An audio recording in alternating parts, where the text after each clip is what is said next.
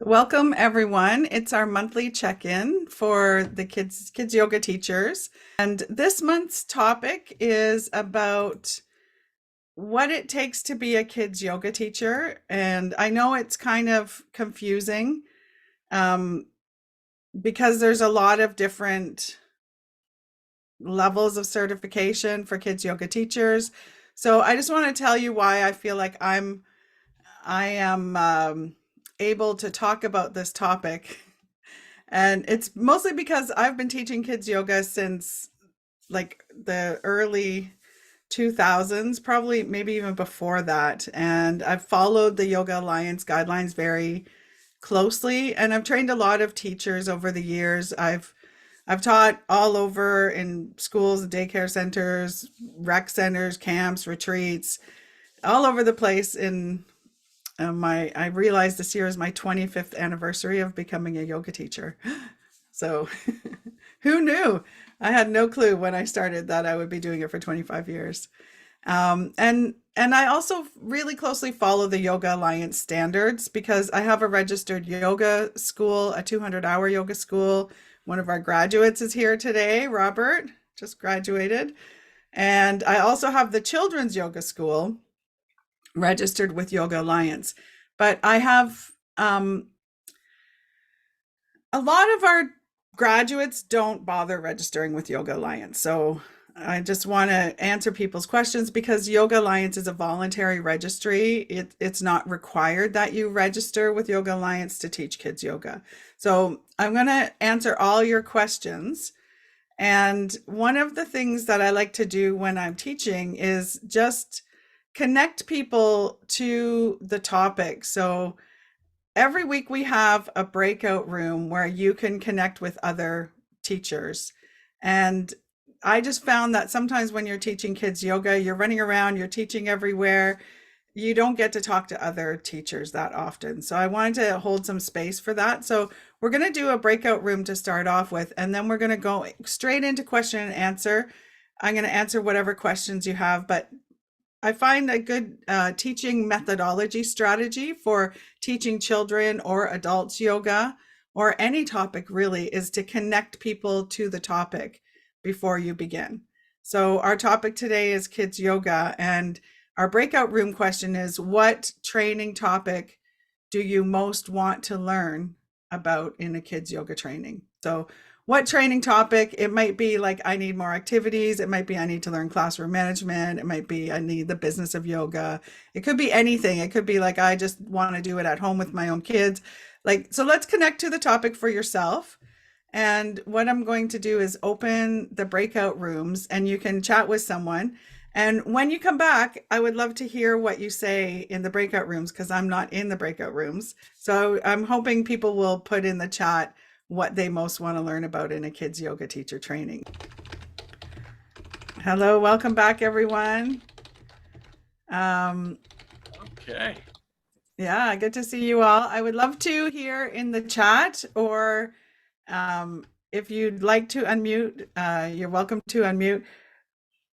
If you want to say where you're from, and also what you wanted to learn about, what was the topic you were interested in learning about in a kids yoga training. So I'd love to share that, to hear what you were thinking, because that kind of influences what kind of training you need. So the more information I have, the better I can kind of make my recommendation about what kind of training you would need. Marianne, I see you're unmuted. Do you want to say what you were thinking? Yes, since I'm not really familiar so much with Zoom, so I don't know how to do it. But I basically I teach movement ed in preschool. So I teach 2-year-olds to 6-year-olds. And I think what I want to do is incorporate yoga into my program. Okay. So That's really important to know because usually I find people who are taking the training, a lot of them work with children and they're not concerned about working with children. They know how to get kids' attention. They know all those little songs and activities, but they don't know the yoga part.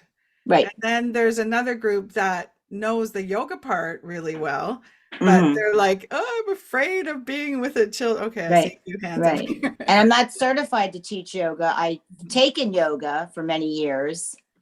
And so I've taught the kids little things, like poses that have animal names, for Yeah, instance. We play around with things like that. But I thought maybe the training would yeah, just be good for me. yeah. Yeah. And Yeah. it is, and the poses with animal names are perfectly age appropriate for the age that you're teaching, but Hmm. there is sometimes where you want to go a little deeper, Hmm. and that's what we do in the training. We take the animal poses and we'll use them, like for instance, I pulled out some of the props in the training. Like, so we have this like balancing eagle. So you can do the eagle animal pose, but then you can use the eagle like little props like this to help kids learn to focus and calm themselves down, because if they're hyper jumping around, the eagle's going to fall off them. Right. Hmm. So that's great. That is what we do in the training, is try to take some of the yoga principles of focusing and calming yourself and practicing them in poses. So that's Hmm. great. And then I see a couple hands. Were you putting your hand up to agree or to speak? So I see Mimi and Robert. Yeah, the one thing is that Sarah and I were talking about, if we actually go into a yoga class for kids, I suggest that the first thing we start concentrating on in the class is probably the breathing aspect of it, because in yoga really it should all start with the breathing, just to try to establish a breathing pattern and it's probably going to vary from student to student. They're all going to have their different patterns of that. It's okay.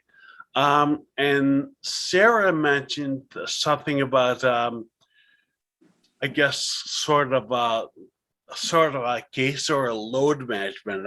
Maybe she can clarify on that. And again, that's gonna vary from student to student, Mm-hmm. because I suggested that you probably can't go into a kids class with the kind of adult training that most of us probably had, because if you probably try to go into a child kids class like that, and you try to show them some of the yoga poses that we normally do, it probably might be a little too intense for some of them. They probably might not know how to how to actually correspond to that, actually be able to handle that. Actually, that is a good point. And a lot of that is also cultural. So in some countries, the children are very disciplined and they don't complain to the teachers. They wouldn't do that.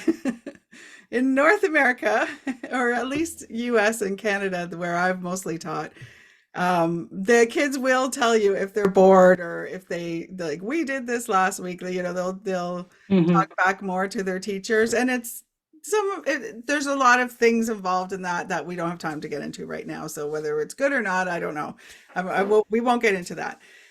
But yeah, that is cultural. But in Canada and North America, I've found that yes, you do have to change the yoga from adults. So that's where the kids yoga really counts. And that's why for Yoga Alliance, it is the 200-hour training to register as a children's yoga teacher. So for the highest level, I'll just share this screen because this one always comes up.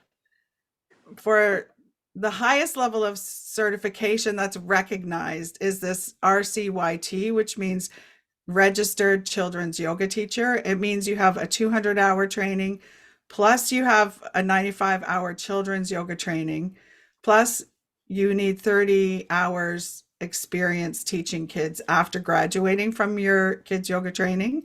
So they want you to have some experience to say you're an RCYT, or registered children's yoga teacher. So they do really want you to learn all those things to get that designation. And if someone's saying they're an RCYT, it means they've done all those things.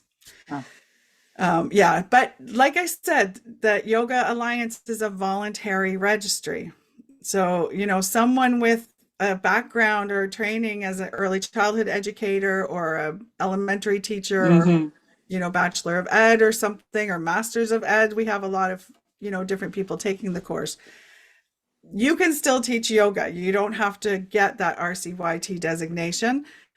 But what I recommend is just start teaching in your rooms or classrooms, and in the long term, work towards that, because most people are lifelong learners and they want to keep learning and updating. So that's what I would kind of set my long-term goal on. And what's interesting is you can take the trainings in any order. So you could take the children's yoga first and then take the 200-hour adult training second. But you just can't register with Yoga Alliance until you have the 200-hour training. So, there's been many people who think I'm never going to teach adults. I'm only going to take kids yoga training. And a lot of them have children, and then their children are now teens. And they're like, oh, I feel like I want to learn about adult yoga now. Mm-hmm, mm-hmm. So it is interesting. Okay, I saw Mimi's hand. Do you have a question or comment, Mimi? I just a comment from our breakout room discussion. Yeah, my background is completely opposite to Marianne. Marianne was in my group. So she has a lot of experience with children. I have pretty much, I would say, zero experience with children, but I did complete my 200 and 500-hour yoga last year. So right now I do have a little bit of experience teaching yoga to adults, but and actually last week I've been approached by an organization to find out if I would be willing to teach in daycare, and I'm not feeling comfortable to just jump in this position. So that's why I was interested in taking this course to build a better foundation. Mm-hmm. So, and where are you located, Mimi? I'm in Barrie, Ontario. Oh, okay. Yeah, Yeah. I think it's good if you've never worked with children to get training for sure, specifically for children, because it is not the same. I had babysat a few kids when I taught my first yoga class, and that was about it. And I cried after my first class. Like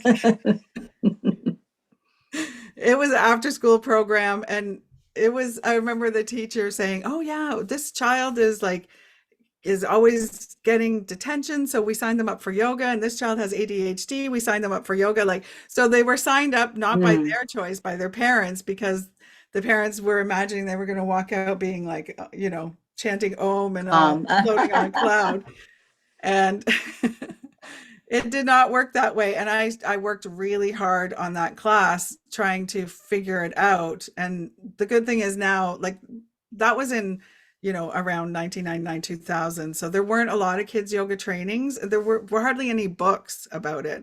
Mm-hmm. Now there is. So you don't have to work so hard to figure it out anymore. And that's where, if I were teaching a age group, the one module of our training, if you were just going to take one module, I would start with our yoga literacy module, which has these yoga cards in it. And basically, like most teachers know, you use a lot of props with children because they want to see it. Like when you hold something up, like we're going to do a live upward hands, and I'm holding this card up, is different than if I'm saying we're going to do a live upward hands, without any kind of prop. And then, it's okay, my cards are face down. Oh, what card are we going to do today? Oh, I'm waiting for everyone to be quiet. Mm-hmm. Oh, everyone's sitting quiet. Okay, now we turn it over. Oh, it's alive. So you're learning all those tools. And the alphabet, it seems like maybe it's juvenile, but it actually, we play a lot of word games with it with teens. We play a Wheel of Fortune game with it. We play a concentration game. So it really does take you through a lot of ages. So those props are really important to learn how to use them for teaching. So you could take one module of training and be ready to start teaching. with your yoga background. And then what's going to happen is the kids will be like, you know, we've done that, especially if they're older children. Preschoolers, you could probably teach the same thing for a really long time. And just Older, build on it. Yeah. yeah, scaffold, yeah. But older children, they'll tell you like, oh, we already played that game. We're ready for something new. So that's where you're going to then start taking other modules to learn new activities for the older children. So, yeah, so Mimi, you're not alone in that. And I'm just going to read through the comments for a second. So yeah, so we talked about the breath from Robert. And Robert, just to circle back to the breath, we talk about in our training, like having a format or a structure for the class that is flexible. And in every class, we do have some kind of breathing activity. So I'll tell you the one that I use at the beginning of every class. So I use my hands as my visual tool, and I'm a kind of silly teacher. So I always say, okay, my friends, we're going to breathe through our nose. So I'm pointing to my nose. And then, of course, I make a joke going, but don't plug your nose because you can't breathe if your nose is plugged. And then I'm using a funny voice, which gets kids' attention. When you use a different voice, it gets kids' attention. So I'm like, make sure you don't plug your nose. So make sure you can breathe your nose. And then we're going to fill ourselves up with air. And I lift my elbows up, which helps to open your floating ribs. So just try it for yourself if you want. So we're going to breathe in and lift up your elbows, fill your lungs with air. And then when you breathe out, let all the air go out. And I bring in yoga philosophy I learned from my meditation teacher, which he would call like the inhale is expansive. We're breathing in the big me. That's when we feel expansive and powerful and filled with energy. So we breathe in the big me. And then when we breathe out, let anything that doesn't suit you or serve you, which I call the little me. The little me is when you feel like afraid to try things, or you're frozen, or you feel stuck, you know, you don't feel confident about yourself. That's a little me. Let that go out of you when you exhale. And if you have older children, you know, you can be talking about oxygen and carbon dioxide, and you know that you actually need to exhale carbon dioxide because it's not good for you to have it in. So let's try 3 breaths together. If you'd like to use your fingers, you can put them beside your nose, but don't put them on your nose. Okay, so breathe in the big me, fill your lungs up, and breathe out the little me, and let go of anything that is holding you back. Yeah, breathe in the big me and breathe out the little me. And this time you do it at your own pace.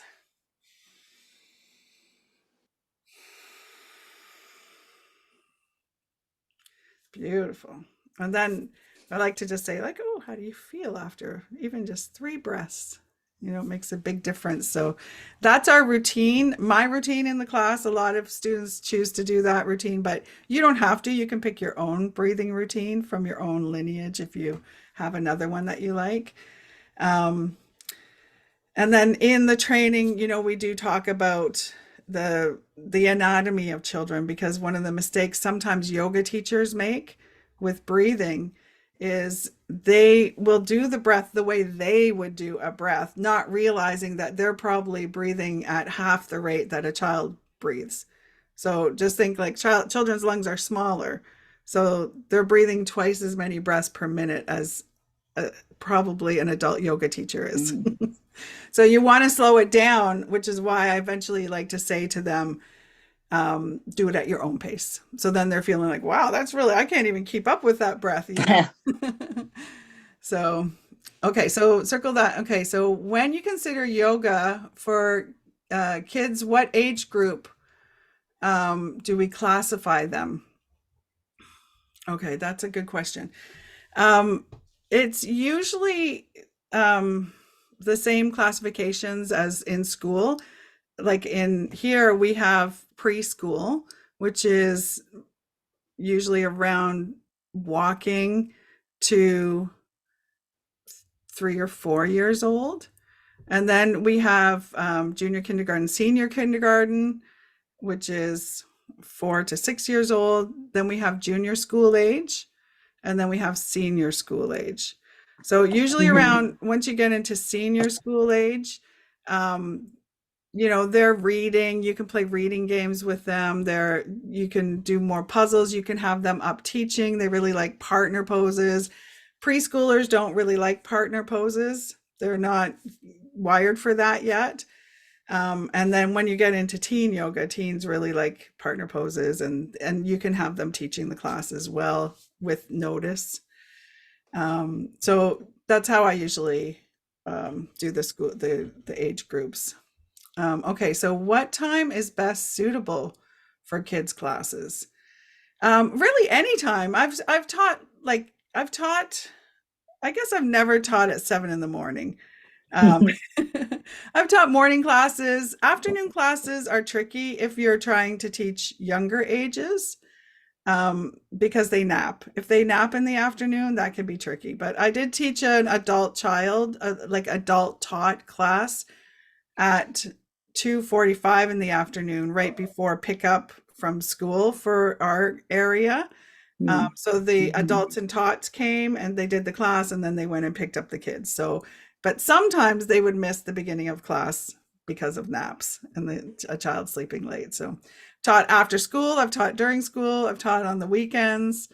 So I would say, I guess, obviously not too late at night either. Like the latest I would go is maybe a 7 o'clock class, or it's usually, I know I've never taught a 7 o'clock class, so it's usually before dinner, and then they go home, have dinner, wind down, go to bed, kind of thing. Okay, and what is the maximum time of the yoga class for kids? Well, again, if I've taught like camps where I've had the kids all day, but we're not doing all yoga all day. We're doing like a craft, and then we're doing some yoga. And it also then depends on the age group. So I would say the youngest age, like the toddlers and preschoolers, I find 30 minutes is a nice size class. And then in the school age, junior, senior, teens, anywhere from 30 minutes to an hour can be nice. And really, if you're running a business, if someone wants to pay me for an hour, I'm going to teach for an hour. But I would be bringing in a school book, a storybook, so I might bring in a craft or coloring or a game, so it wouldn't all be yoga, but we have a lot of activities in the training, so you can teach a camp where you have the kids all day long, and then, so that's a good question. Okay. Hi, Sandra. I said hi again. Okay. So start to learn about the different form of teaching to children rather. So the different styles, is that what, form? That's great. Yeah. I think there's a lot for everyone because it can be very play based.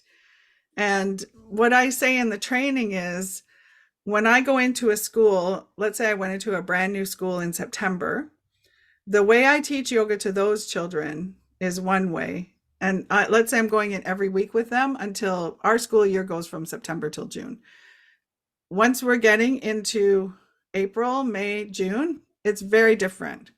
That we start off like they're just learning about yoga, they're building their yoga vocabulary. And, they're having fun and they're getting used to yoga. And then come April, May, June, they know all the poses and they feel the benefits. So the yoga changes and it almost does become a little more adult style by the end of the year. But then every once in a while, the kids will be like, can't we just play blah, blah, blah, So they're still kids. So it is good to know different styles, like to have meditations, to have games, and to have more adult flows and mindfulness activities. All of that is really good to know because the kids they're growing with the yoga. So that's a really good point. Okay. being class for kids, whether it is story first and then yoga, or yoga with connected story. Yeah, I have a ton of lesson plans, and they're all different kinds depending on what day it is. Like sometimes I do the story first and sometimes I save it till the end. My typical format is to do the yoga first, but sometimes it's with a story. And then if there's a game, like that's not really that yoga related, it's just like sometimes when I taught an after school program at the community center, one of the ways I got the kids to buy into it was at the beginning of the class, I'd be like, okay, our last 15 minutes of each class is going to be a game that you pick. And so I want to hear each child is going to get to pick a game. And then when we would be in the classroom, it'd be like so-and-so's turn to pick the game. And I actually have our own little yoga book we created. So I had the kids draw a craft and draw the picture of the game they wanted. And then we'd open our yoga book, and I'll show you that. And if you're in the training, you'll see that. And then we'll say, okay, it's so-and-so's turn. We're going to play your game. Then we're in the class and like we're doing the yoga. We're spelling people's names or first letter of everybody's name or something. And the kids will be like, I have this great idea. You know, we could do this and this. And then I say, well, we could do that, but then we probably won't have time for the game. And then they're like, oh, no, let's do the game. Like, so then it's their choosing, right? So that's the one thing I do keep to the end, is if it's a game that's not related to them. But, you know, that class was a little bit of a challenge because the class was at 4:30. They had already gotten up. They had gone to school. They had to be regulated all day in school, you know, managing not being with their family, not being at their own home, learning, being with their friends. Now they're in yoga class. Like they're tired, you know. I feel that way when I get home from work, right? So it really, like, it's not, I'm not trying to push them. We're not going to the yoga Olympics or anything. We're just like, we're making yoga is a tool to help them feel better in their lives.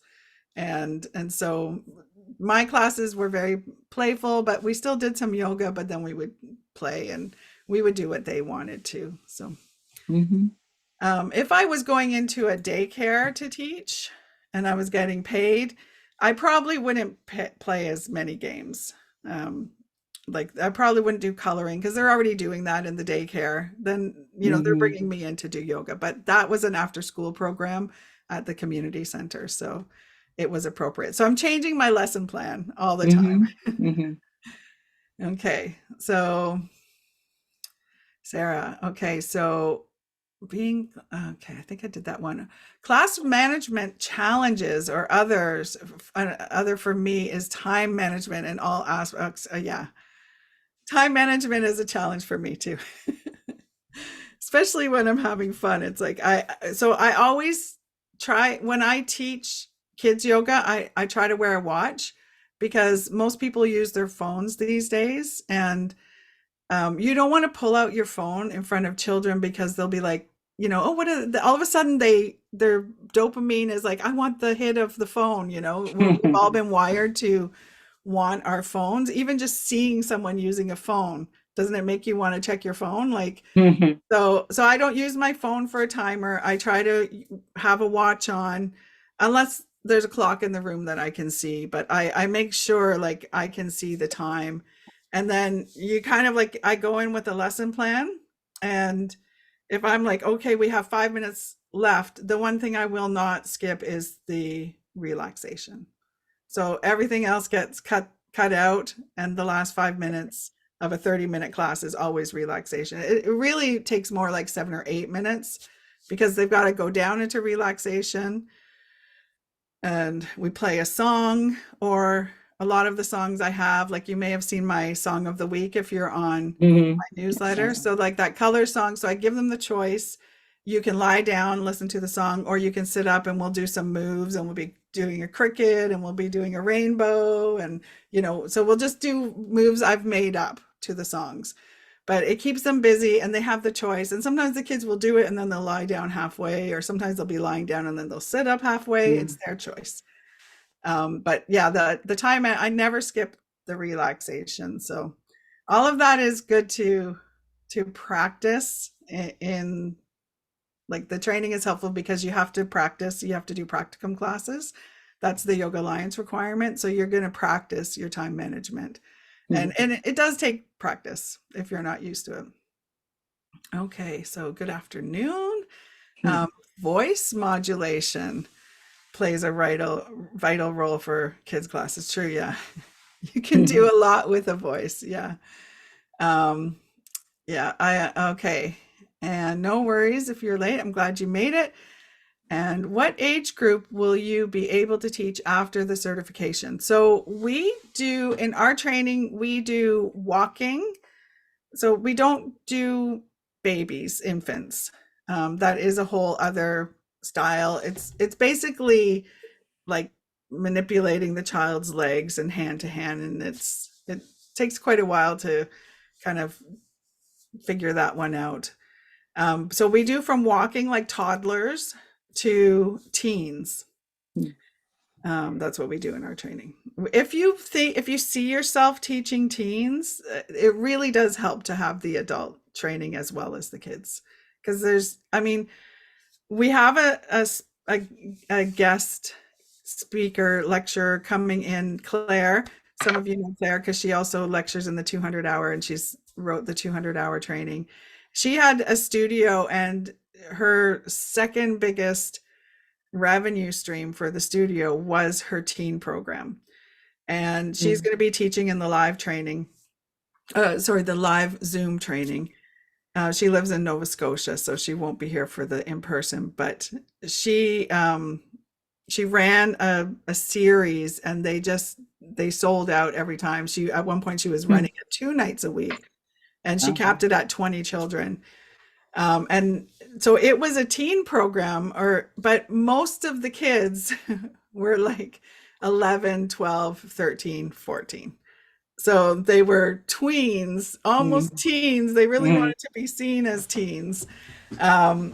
So it's interesting, like how well that program does. And she'll be talking about how she ran it in her studio.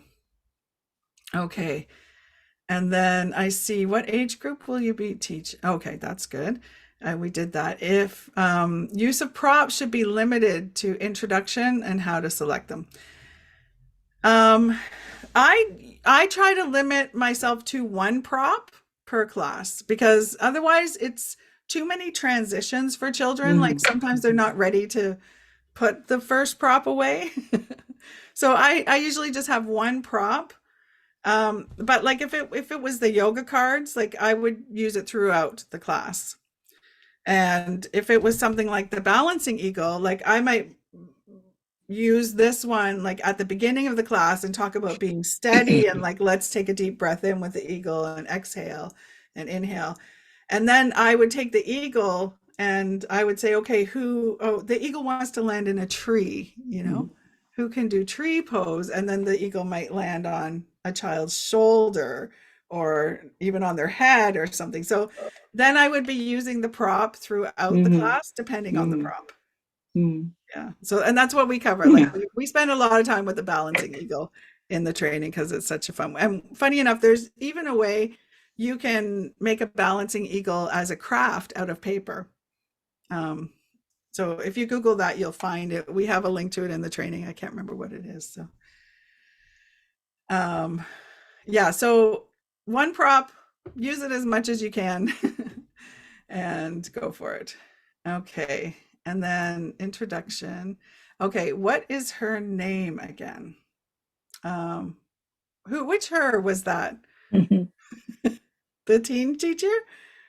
Oh, Claire Smith from Yoga Truly. Yeah. Oh, great. Oh, Robert, thank you. Teen yoga teacher. Thank you. Yeah. She was one of my yoga teacher. Okay.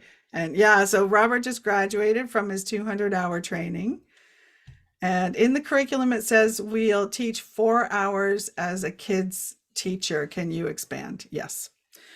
So that is a Yoga Alliance requirement for the practicum. So you have to observe your teacher's teaching. If you're in the live training, you'll actually see us teaching live training. So at the summer certification, we teach the children in the camp at the Burlington Art Gallery. So the kids are in an art camp, and there's different ages, and then we teach them yoga.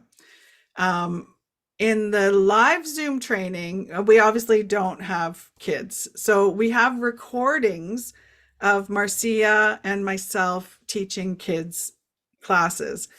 And then on your own, you have to teach 4 hours of kids classes. So what we recommend is teaching 6 45-minute classes, one for each of the modules, and taking things from each module and teaching with them. If you're teaching older children and you can do 4 1-hour classes, then that would count. Like, as long as you get to 4 hours, you could do, like, if you're Marianne in your daycare and you're doing 15-minute circles, but you're with the kids every day, you know, you could do 4 hours divided into all 15-minute circles. Right. So Right. Yeah, I it can see doesn't, that. yeah, it doesn't matter how, as long as you get to the 4 hours. And then one of the interactive parts of the live Zoom or the self-paced is that we ask people to report back on it. So there's little reflections. I mean, if you're doing a 15-minute class, you can kind of report back on the week. You don't have to do it on every 15 minutes, but and you leave it in the comments, and then you get to see what other teachers are doing, because a beautiful part of the training is learning from other people in the training, because there's a lot of people with some really great experience, either from the yoga side or from the kids side. So we try to open up those opportunities as much as possible. And then one other thing I'll say about the practicum is that when we recorded our classes, Marcia, who's the other lead trainer, and we made a commitment to not edit them. And because when you go on to YouTube and watch a kids yoga class and you're like, oh, all the kids are sitting perfectly and no one ever talks back and no one ever cries, like all these things, like that's just not the reality of kids yoga. So you'll see us in the class, like there's one class I'm teaching where one of the kids bumps into something, I think, I can't remember, and she starts crying, and you see how I handle that. Like, you see, I use like one of the yoga breathing techniques to help her calm herself when she's crying. So you get to see it, warts and all, so that you don't feel like when you go out, you're not feeling like, what's wrong with me? Like in the training, they made everything look, you know, like it was easy. Like it's not always easy, and especially when, you know, you get, like, one of the classes was right at the beginning of the pandemic, and the, you know, kids were really stressed out at that time, and I mean, they still are. And what we find is, like, there's a lot of need for kids yoga teachers right now. There's kids, they're not, like, they didn't get to develop through the pandemic their social emotional skills. And so, you know, you'll have kids who are older, but they're not interacting with each other the way they would have if they had have been in person with their classmates. So that's where we're going to help them. And that's where we make an impact. I just had someone graduate last week who is the secretary in a school, and she always gets the kids sent to her, you know, to sit in the office. And so she's using all these tools with the kids. And she, you know, she was saying, like, I just feel like I'm impacting kids one kid at a time, you know, so whether it's one kid at a time or a whole classroom, like, these tools can be really helpful. And I think we're all here because we all believe that. So I probably don't have to go on with that too long. So are there any other questions then about kids yoga teacher certification? Okay. Oh, Sydney, Nova Scotia. Oh, Robert. Yes. What would the curriculum be for children with disabilities? That is a good question, Robert. And that is something I want to add to our inclusive yoga module. So we do have an inclusive yoga module where we do have a specialist who works with children on the autism spectrum, and she leads a morning, one of the sections. I can't remember what time it is actually. And Yasuko, she's great. She gives a lot of tools about teaching children on the autism spectrum. And now my goal is to record the whole alphabet in chair yoga so that we can start adding more chair yoga into our pose, because I feel like we want to be able to reach children of all abilities. And also in the classroom, like everyone's in a chair, so sometimes you don't have the room to do yoga. So it's great for everyone to be able to do chair yoga. So that's gonna, actually, I added that to our one of our monthly check-ins. I think it's the June one or the April one, I can't remember. So we're going to talk about chair yoga and all abilities yoga and how to do that. So we have, and then we have a section about inclusive yoga and racism in schools, because there's been so many issues around books being banned and, you know, teaching children, like making yoga accessible to all children. So we also have a specialist who comes in and teaches about that. That's Raven, and that's in the inclusive yoga module as well. So yeah, there's a lot of different areas. So I'm glad you asked that question, Robert. Okay, any other questions? That's great. That's good timing, because I wanted to have the last 10 minutes to just show you. We did the different levels of certification. There is a guide that I'm going to put the link to. It's free, that I wrote about government regulations, the levels of certification, which we did cover. But a lot of people ask about insurance. So I want you to check out that guide, and it's going to talk about that. Okay. In that guide. And then I do want to tell you that we have 2 live trainings coming up, and one is live on Zoom, and it's a kind of a bit of an intensive. It's 7 weeks, but you're going to have to commit every Saturday. If you miss a Saturday, you can watch the recording, but the idea is to be there, and you're participating in the activities. So it's Wednesday night and Saturday so we would start in April 26th, and we would graduate people June 10th. Wow. And that one's on Zoom.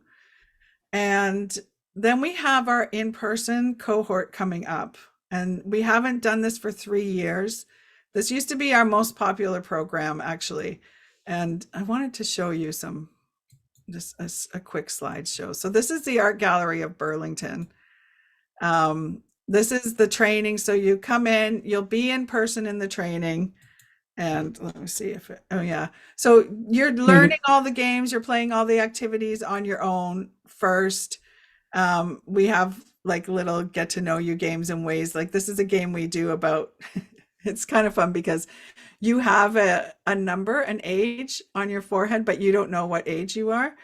And you have to talk to other people one question at a time and see if you can figure out what age you are. So, and that's just interactive ways to learn about the ages. Like I think Satish asked about like what age group do you teach? So we're practicing all the activities, partner yoga, group poses, all in advance. This used to be one of our busiest trainings. I'm not sure if people are ready for it or not. And then what happens is we set up for the kids camp, and everyone's getting their sections ready, and each group takes a section, and the kids come in, and you'll teach like one of the different games or one of the different activities in the section with the kids. When we can, this is at the Art Gallery of Burlington. It's right across from the lake. So we try to go outside and do yoga outside whenever we can as well. Oh, there's Marcia right here. Oh, there's me. I'm not sure who took that picture, but so we try to do some yoga outside, we practice, and then the kids come in throughout the training, and you'll be teaching all the different games and activities with the children. So like all the things you've practiced, and then it's kind of nice because you get like a cohort that you really, if you've ever done a yoga training or a retreat, you know, kind of like by the end of the 2 weeks, you're really tight, and it's really nice to know everybody, you know. So we do it all in the training, and you graduate at the end of the training. So there's another, we did the graduation outdoors. So those are some pictures from the from the in-person training from the last 2 times we did it. We've been doing the in-person training for over 10 years. And then the live training is kind of similar, but obviously we're not doing partner yoga poses together, but we are doing breakout rooms. And like you did at the beginning of this class, we're doing breakout rooms, and you're talking to other teachers, and you're lesson planning, and you're doing all the activities, and you're learning a little more about how to teach online, but you're also hopefully doing your practicum classes in person with children, unless you really want to be an online teacher. We have the self-paced training, which is allowed by Yoga Alliance. And someone asked about that. It's the online training provision has been extended by Yoga Alliance till 2023, the end of 2023. So I think somewhere on my website, I missed it. I think it still says 2021 somewhere. So if you read that, know that it's 2023. Okay. And then they're going to be coming out with new regulations for 2024. And I don't know what they are yet. I don't know if we'll be allowed to do so much self-paced or not. But for 2023, we still are. So this is what happens in the self-paced training is you watch a cohort going through the training. So you're kind of hearing people's comments and questions. Sometimes people say like, oh, I started answering a question and then remembered I wasn't live. Like it's a little, it's more than just me sitting into the camera, like looking into the camera, telling you things. It's very interactive, but you get to watch it whenever you want. But the thing about the self-paced is you need the discipline to actually watch it. Whereas something like this live Zoom, you still get to be at home, but it gives you the structure of showing up on this date to watch it. So that's helpful for a lot of people. There is on the website, there's a comparison chart, just so you can look at what's included in each one. The in-person training is not going to be recorded, but I will give anyone in the in-person training access to the self-paced training. So if they want to go back and watch something from, that was done, it'll be slightly different, but we just can't record the in-person training yet. Don't have the capacity for that. And then we have a special on. So I'm trying to see if we have the interest to run the in-person training. It looks like the live Zoom is going to run.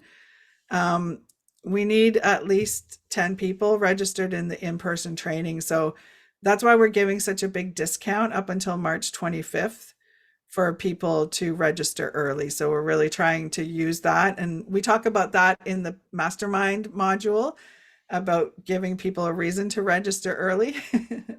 So it works. And hopefully if you're interested, you're able to register early and make the commitment to yourself to be there. And yeah, so that is until March 25th. The registration is open. That's like 3 weeks away, I guess, almost 3 weeks away. So, I really hope that people take the time to think about it and make sure that it's something that you want and that you can commit to those days, like block off your schedule. If you have any questions about it, then feel free to email me those questions and I'm happy to answer them. And then, we're just in our last minute, so this is perfect. So our next monthly check-in is April 19th, which is a Wednesday, and it's right the Wednesday before we start the Zoom training. So and that one is about putting yourself out there as a kids yoga teacher. And I'll just be talking about the opportunities we're seeing for kids yoga teachers right now and how you can start to picture yourself teaching if you want to build your classes. For some people, it might be, putting yourself out there at your place of work, different ways you can do that as well. So thank you, everybody, for attending. I hope to see you in April. And if you are able to make it to one of the live trainings, I would love to be your trainer for that. Great. forward to seeing you. So thank you. Thank everybody. you. Have a beautiful day. Bye. You too. Bye. Thank you. Thanks. Bye.